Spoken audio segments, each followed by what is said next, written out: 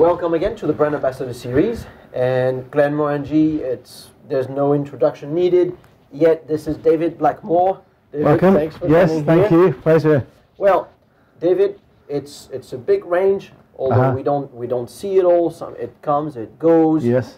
This is the core range. Absolutely. Tells everything there is to know. Absolutely. Well, we're going to start off with the 6 whiskies that really make up the core range of Glenmorangie, with the original. The 10-year-old Glenmorangie that's been the biggest selling single malt now in Scotland for at least 30 years, which is quite something.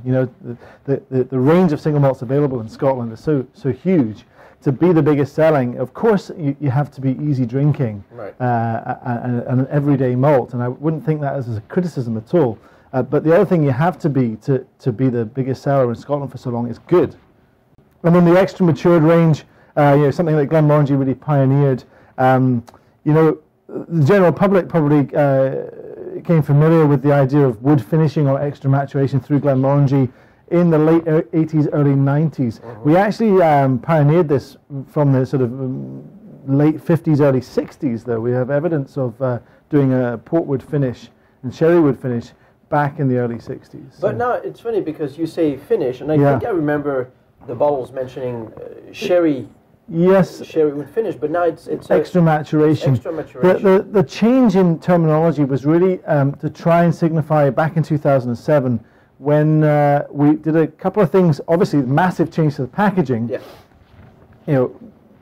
For whiskey aficionados, that's of limited interest to us. Obviously, what is of interest is what we did to the whiskey.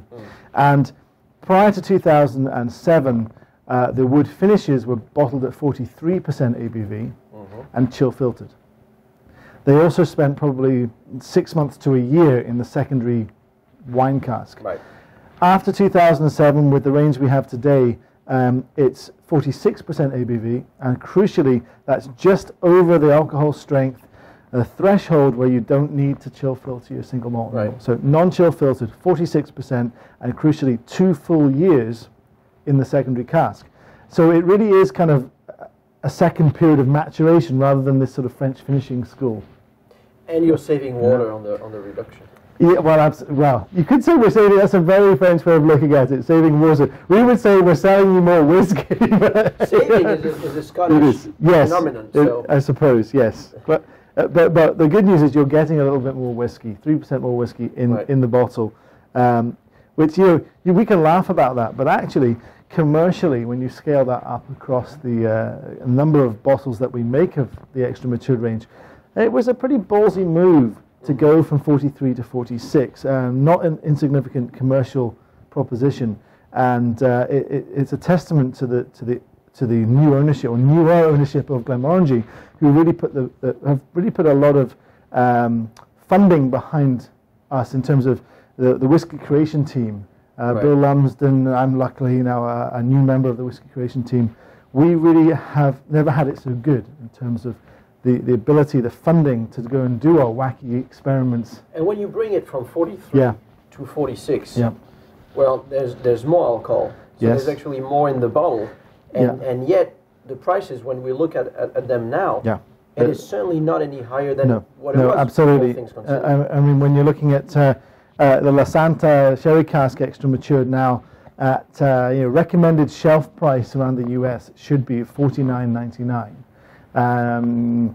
Yes, maybe that's slightly higher number than 2004, 2005, but of course, we're 6 years, 7 years down the line. You would expect that, the inflation, small thing there. And then we jump straight to the 18. The 18, absolutely. I mean, we do have Glenmorangie Astar. I didn't bring it today, just for the. We would be here all night otherwise, just for the purposes of brevity. We might anyway, actually. But but why don't you mention something about Astar while we are tasting? Well, it's a good one to link with the original 10-year-old. So let's do that. Yeah, I'll pour you a little of the original. So Glenmorangie original, the flagship. Some might find that strange, but we call this the flagship of the Glenmorangie range, and it's really the quintessential Glenmorangie in that it's aged entirely in American white oak, and Glenmorangie is the only single malt whiskey company that actually has contracts with the foresters in the Ozark Mountains. So we don't do the usual practice of buying used bourbon barrels. Right. We actually contract the casks to be made for us. Those casks are then leased back to a couple of American whiskey producers. And the reason we do that is that we don't want to use the casks fresh. We need American whiskey to go in the cask first, and primarily it's removing the tannins out of the wood. So about 4 or 5 years, maybe up to 6 sometimes, of American whiskey, whether it's Tennessee whiskey or bourbon, it doesn't really matter to us, because high-strength alcohol, just like Glenmorangie, just like single malt, American high-strength alcohol takes from the wood, takes 70% of its flavor from the wood. So it takes those tannins out, and what it leaves behind are the vanillins, a large amount of the vanillins, which when we then get those American casks that are ours all the way through the process to Scotland, we put our spirit in there for 10 years, and it gives us this fantastic, lovely, sweet vanilla notes. So when you think that this is only 10 years old. Yeah. One of the things that's understandable because of the way that the Scotch whisky industry has marketed to consumers for so long, but also very frustrating for a whiskey, a whiskey fan or a whiskey expert like ourselves, is that people judge whiskey so much by the age. Right. Older must be better. And the proof that people say, it must be better because it's older and it's more expensive. And it's not always the case. And it's very much not the case on many occasions. Cestar is a good proof of that. Exactly. And I think if you asked most distillers in Scotland what was their favourite whiskey, you would very rarely find them say their oldest. Very rarely. And you would probably find them say somewhere between 10 and 18 is the sweet spot.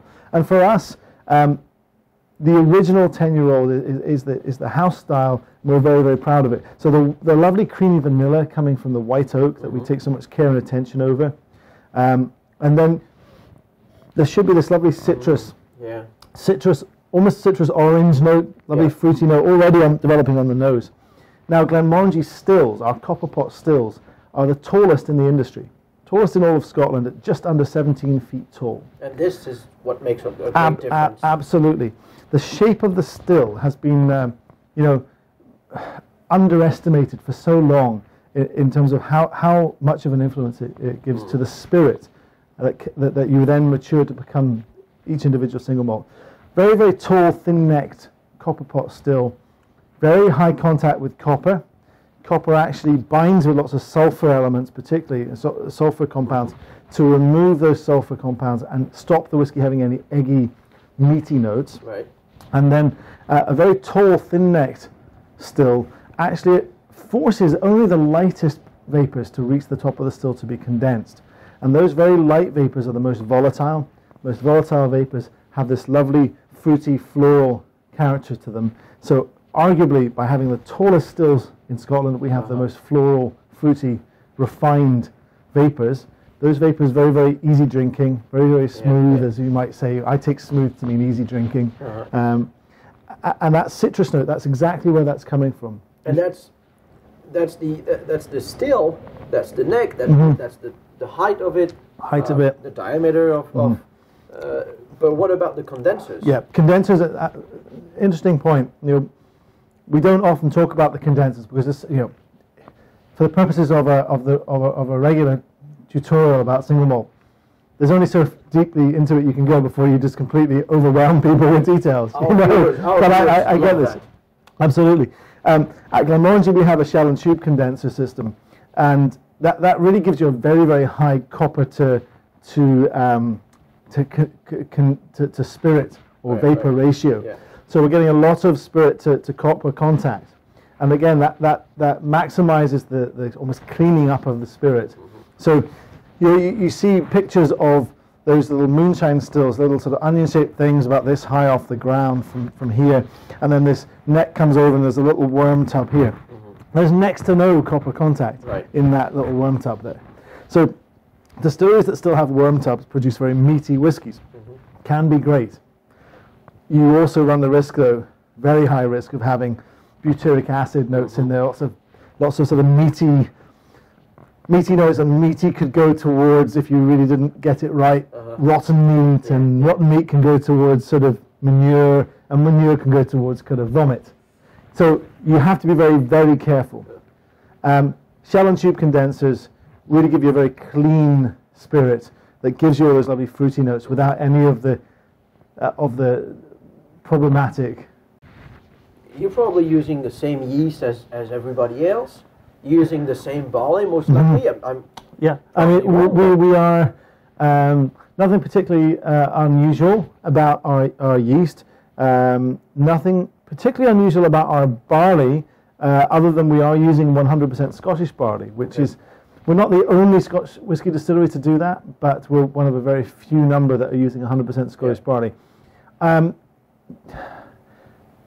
Right now, because the large barley producing or malting companies, should I say, and barley supplying companies, the way that the industry works, it's really not possible to go out and source particular different strains. It's particularly, basically what's happening each year is there are a couple of strains of barley that are commercially used that year, which maximize the alcohol yield and the protection against disease. Yeah.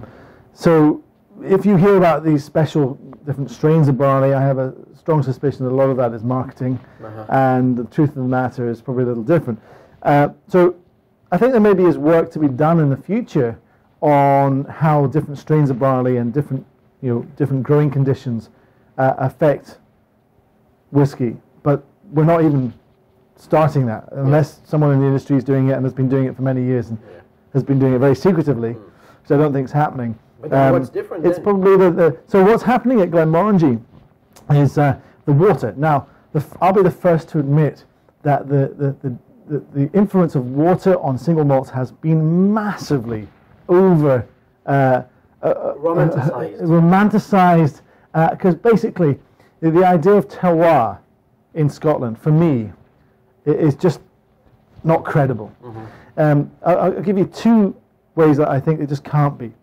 If I fly from here in New York City to San Francisco, it takes me, whatever, 6 and a bit hours, maybe 6 hours.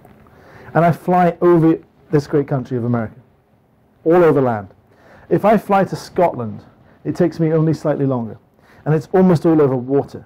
In fact, my country is so narrow, so tiny, that I'll fly from the west coast of Scotland to the east coast in Edinburgh, where I land, with the seat backs up, the tray tables up, and my seatbelts on.